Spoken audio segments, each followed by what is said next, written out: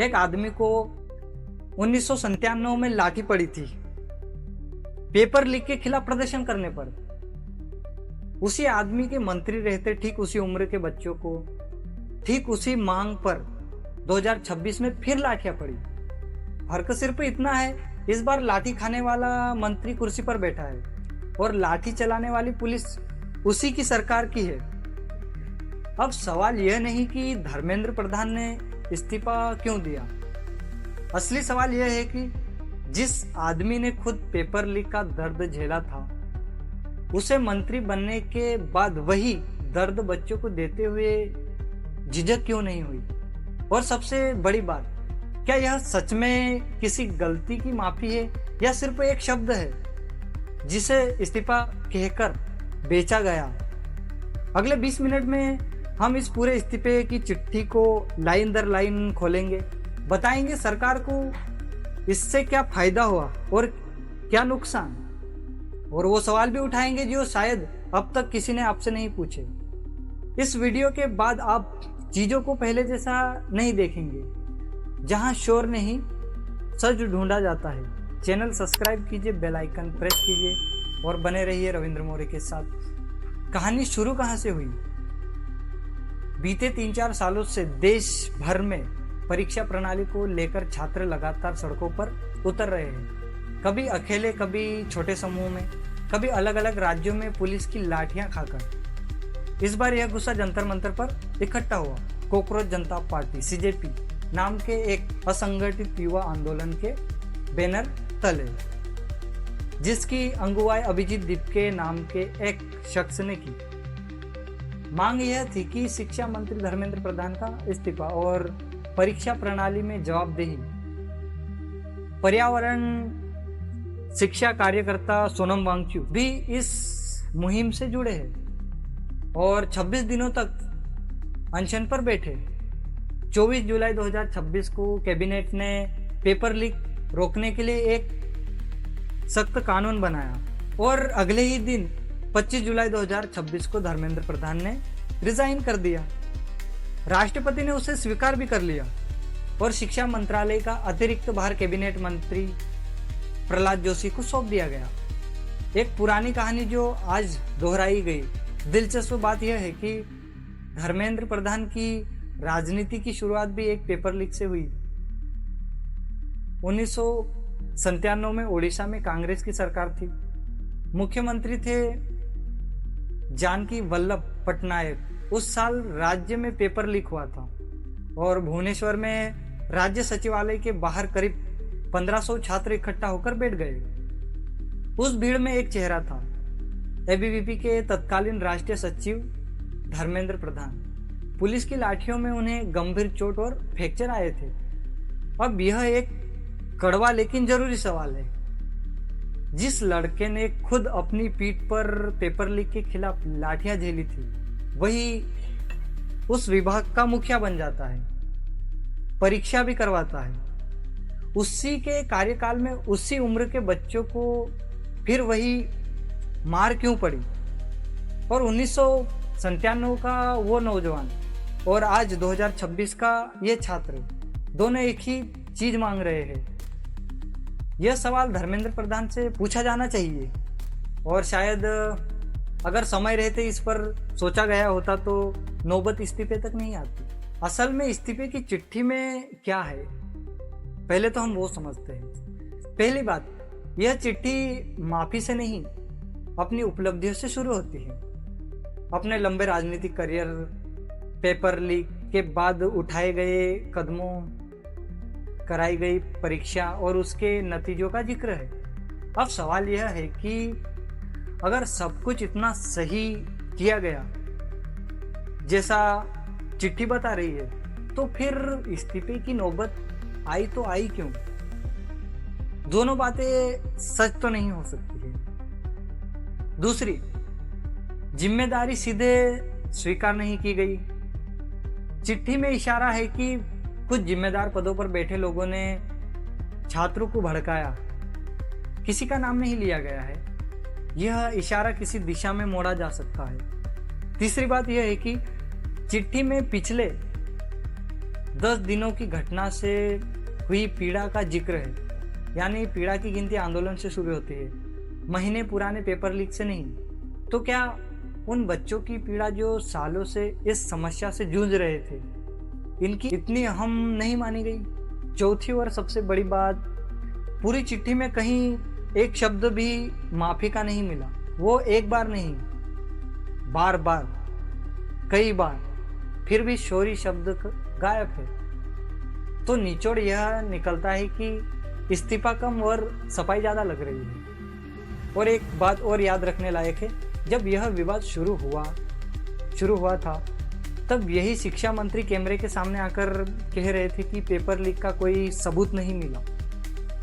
आज उसी मुद्दे पर कुर्सी छोड़कर जा रहे हैं, तो सवाल लाजमी है, उस दिन जो कहा गया था वो सच था या आज जो हो रहा है वो सच है?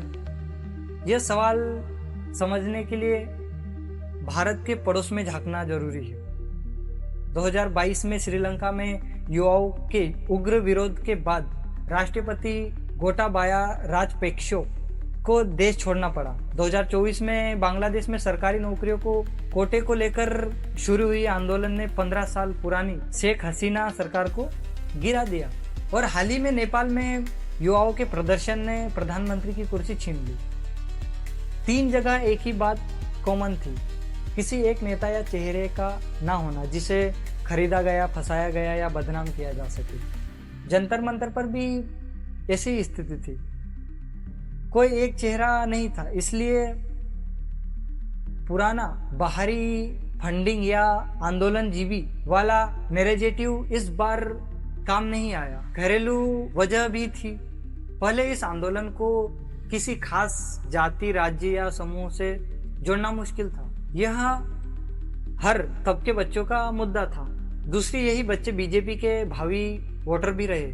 तीसरी, मोदी सरकार बात नहीं सुनती, झुकती नहीं वाला परफेक्शन लगातार मजबूत होता जा रहा था। और इस बार सरकार ने संवाद करके, मांगे मानकर और इस्तीफा दिलवाकर उस छवि को तोड़ दी, यानी अपनी छवि को तोड़ दी। इस्तीफे से लोकतंत्र को क्या मिला? सबसे बड़ा फायदा शायद यह हुआ कि 12 साल बाद भारतीय राजनीतिक में एक भूल शब्द लौटा। जवाबदेही, ट्रेन दुर्घटना और पेपर लीक हो या पुल गिरे, अब तक जवाब लगभग हमेशा किसी अफसर या एजेंसी पर डाला जाता था। इस बार पहली बार जवाबदेही सीधे उस कुर्सी तक पहुंची जहां फैसला लिया गया था। दूसरा फायदा यह संदेश गया कि बिना किसी राजनीतिक दल, झंडे या चंदे के भीतर अगर लोग संगठित होते हो तो बड़ी से बड़ी सरकार पर दबाव बनाया जा सकता है।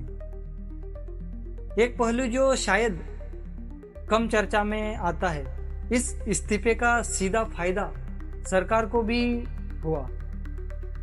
सरकार ने साथ में कई कदम उठाए। कैबिनेट में पेपर लीक कानून का सख्त मसौदा, व्यक्तिगत दोषियों के लिए 5 से 10 साल तक की सजा और 50 लाख तक का जुर्माना, संगठित नेटवर्क एजेंसियों के लिए 7 साल से ज्यादा की सजा और 10 करोड़ तक का जुर्माना। फास्ट ट्रैक कोर्ट का ऐलान हुआ जो 3 महीने में केस निपटाएगी। और सोनम वांगचुक को भी भरोसा देकर उनका अनशन खत्म करवाया गया। इससे सरकार को क्या मिला? एक तेजी से बढ़ते हुए शहर में फैलते आंदोलन को समय रहते काबू में कर लिया गया। इससे पहले कि यह विपक्षों के हाथ में जाकर प्रधानमंत्री की कुर्सी तक की मांग बन जाए, कीमत एक मंत्री की कुर्सी रह गई, लेकिन बदले में एक बड़ा राजनीतिक संकट टल गया। साथ ही सरकार को अब यह भी नैरेटिव भी मिल गया कि हम जनता की सुनते हैं, जो आने वाली चुनावों में बार बार दोहराया जाएगा ताकि तानाशाही वाली छवि को तोड़ा जा सके। परफेक्शन के खेल में एक दिलचस्प मोड़ यह भी है कि सरकार झुकी तो जरूर, लेकिन किसी विपक्षी नेता के सामने नहीं, बल्कि बेचेहरा बच्चों के सामने, जिसे कुछ लोग हार कहेंगे तो कुछ इसे समझदारी भरा फैसला बताएंगे। इस्तीफे से सरकार को क्या नुकसान हुआ, इसका एक उल्टा पहलू भी है। सबसे बड़ा नुकसान यह है कि सरकार झुकती नहीं वाला हथियार जो अब तक आंदोलन को शुरुआत में ही कमजोर कर देता था, अब कमजोर पड़ चुका है। एक बार दबाव में झुकने के बाद अगली बार झुकना आसान माना जाएगा, क्योंकि अब एक मिसाल मौजूद है। दूसरा, अगर कैबिनेट के भीतर होगा, जिन मंत्रियों का प्रदर्शन कमजोर है उन्हें अब यह भरोसा नहीं रहेगा कि उनकी कुर्सी सुरक्षित है। और सबसे बड़ा नुकसान समय का रहा। यह इस्तीफा अगर लाठीचार्ज से पहले आता तो शायद इतनी बदनामी नहीं होती जितनी देर से लिया गया फैसले की वजह से हुई। राजनीति में सही समय पर लिया गया फैसला एहसान बनता है और देर से लिया गया फैसला हार बन जाता है। एक जरूरी सवाल विपक्ष से भी बनता है। अगर एक असंगठित बिना नेता वाला छात्र आंदोलन सरकार से मंत्री का इस्तीफा दिलवा सकता है, तो यह दबाव सांसद के भीतर विपक्षों के सांसद क्यों नहीं बना पाई? आवाजें उठी, लेकिन उतनी सतत और प्रभावशाली नहीं जितनी सड़क पर बैठे बच्चों ने बनाई। असली समस्या अब भी जस की तस है। मंत्री बदलने से मंत्रालय नहीं बदलता। शिक्षा मंत्रालय से जो अब तक अपेक्षाकृत सुरक्षित माना जाता है, अब सबसे नाजुक मंत्रालय बन गया है। कीमत फिर कुर्सी होगी। इसे समझने के लिए एनटीए की हालत जानना जरूरी है। एनटीए वो एजेंसी है जो नीट, जेईई, यूजीसी, नेट और जीयूटी जैसी बड़ी परीक्षाएं करवाती है। 2018 से अब तक इसमें 270 से ज़्यादा परीक्षाएं करवाई गई है, जिसमें से 6.6 करोड़ से ज़्यादा उम्मीदवारों ने रजिस्ट्रेशन करवाया। सरकार ने खुद सांसद में बताया कि इस एजेंसी में स्थायी पदों की संख्या सिर्फ 39 है, जिसमें से केवल 24 भरी हुई है और 15 खाली पड़ी है। बाकी काम 73 कॉन्ट्रैक्ट बेस पर, यानी कॉन्ट्रैक्ट कर्मचारियों और 124 आउट सपोर्ट लोगों के भरोसे चलता है। यानी करोड़ों बच्चों का भविष्य तय करने वाली एजेंसी का ज़्यादातर ढांचा स्थायी स्टाफ पर टिका है, तो पेपर लीक होने पर हैरानी किस बात। और यही उम्मीद की वो किरण है जिसे नज़रअंदाज नहीं करना चाहिए। आंदोलन आमतौर पर तब नहीं टूटता जब उस पर शक्ति होती है, टूटता तब है जब उसे इतना मिल जाए कि लोग संतुष्ट होकर घर लौट जाए। यहाँ अभी भी वो संतुष्टि नहीं आई, क्योंकि असली मांग एनटीए में स्थायी सुधार अब भी बाकी है। और अच्छी बात यह है कि इस बार और आंदोलन के पास कोई एक चेहरा या नेता नहीं, बल्कि एक साझा जिद्दी याददाश्त है। यही याददाश्त जिससे बिना पार्टी, बिना झंडे के एक मंत्री की कुर्सी हिला दी। अगर कैमरे हटने के बाद भी यह पीढ़ी सवाल पूछना बंद नहीं करती, तो यह सिर्फ एक इस्तीफे की कहानी नहीं रहेगी। यह उस दबाव की शुरुआत बन सकती है जिसका इंतजार दशकों से था। उम्मीद यह टिकी है कि इस बार जिसने लड़ाई शुरू की उसके पास खोने को कुछ नहीं है और साबित करने को सब है। 4 तारीखें जो नोट कर लीजिए आप। पहली, अगले हफ्ते जब नया पेपर लीक कानून संसद में पेश होगा, तब देखिए कि क्या सज़ा सिर्फ माफिया गैंग पर है या परीक्षा एजेंसी की भी जवाबदेही तक होती है। दूसरी, अगले 2 हफ्ते में जब पता चलेगा कि शिक्षा मंत्रालय को पूरा नया मंत्री मिलता है या किसी और मंत्री को सिर्फ अतिरिक्त प्रभार दिया जाता है। तीसरी, 3 महीने बाद यह साफ होगा कि एनटीए में स्थायी भर्तियां सचमुच हुई या नहीं। चौथी और सबसे अहम, 6 महीने बाद धर्मेंद्र प्रधान कहाँ नजर आते हैं।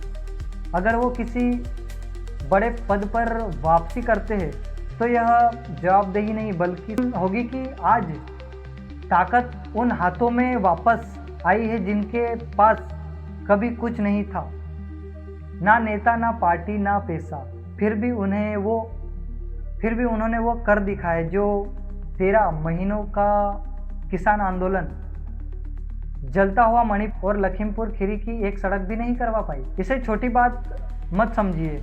यह साबित हो गया कि इस देश में अब भी आवाज़ मायने रखती है, बस उसे सही तरीके से लगातार संगठित होकर उठाना चाहिए और उठाने वाला भी चाहिए। हाँ, यह सच है कि मंत्री बदलता है, वो विभाग नहीं बदला जहाँ से ये पेपर लीक हुआ था। परीक्षा प्रणाली अभी उसी ढांचे पर टिकी है जहाँ करोड़ों बच्चों का भविष्य सिर्फ 24 स्थायी लोगों के भरोसे है। और यह बात सच है कि लोकतंत्र आज जीता है, लेकिन इस अभी नहीं जीती। जो कीमत चुकाई गई है वो एक कुर्सी के रूप में चुकाई गई है, सुधार के रूप में नहीं। लेकिन इसी सच के भीतर एक उम्मीद भी छुपी है।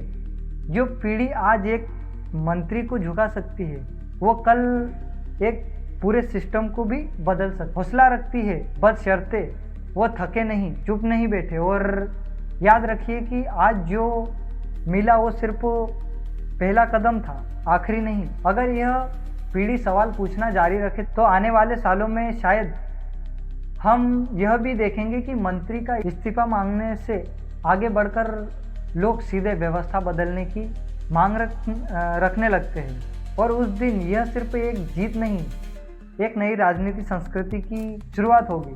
तो सवाल आपसे, धर्मेंद्र प्रधान की यह चिट्ठी आपको सच्चा इस्तीफा लगती है या सिर्फ इस्तीफे की शक्ल में लिखी? नीचे कमेंट में ज़रूर बताइए। और यह भी बताइए, क्या सीजेपी को अभी शांत बैठ जाना चाहिए या तब तक डटे रहना चाहिए जब तक एनटीए का पूरा ढांचा ना बदल जाए? मैं आपके जवाब का इंतज़ार करूंगा। धन्यवाद, बने रहिए हमारे साथ।